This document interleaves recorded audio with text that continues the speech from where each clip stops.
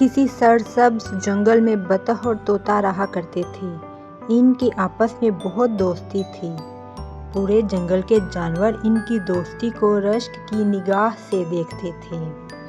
اسی جنگل میں ایک کوّا بھی رہا کرتا تھا۔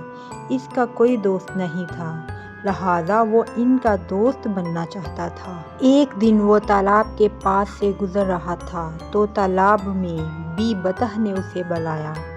جب وہ اس کے پاس گیا تو وہ بہت پریشانی سے بولی کہ میرے دوست کا کچھ اتا پتہ نہیں، وہ 3 دن سے میرے پاس نہیں آیا۔ پھر اس نے کوّے کو طوطے کی کچھ نشانیاں بتائیں اور طوطے کے گھر کا پتہ بتایا۔ کوّے نے اڑان بھری اور کچھ دیر میں طوطے کے گھر یعنی امرود کے پیڑ پر پہنچ گیا۔ جب وہ گھونسلے میں داخل ہوا تو اس نے طوطے کو زخمی پایا۔ طوطے نے بتایا کہ جب وہ ایک دن کھانا لے کر گھر واپس آ رہا تھا تو ایک عقاب نے اس پر بری طرح حملہ کر دیا اور وہ بڑی مشکل سے جان بچا کر آیا۔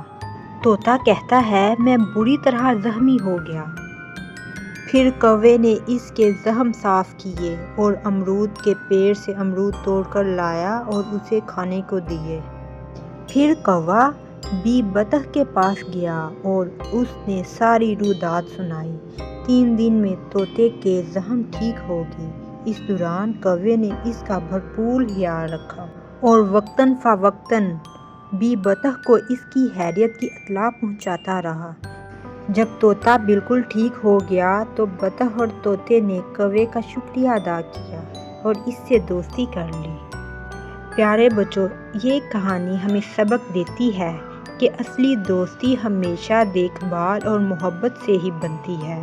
پیارے بچوں، اس چینل کو لائک کریں، شیئر کریں اور سبسکرائب کریں تاکہ اس طرح کی انفارمیٹیو ویڈیوز آپ تک جلد از جلد پہنچ سکیں۔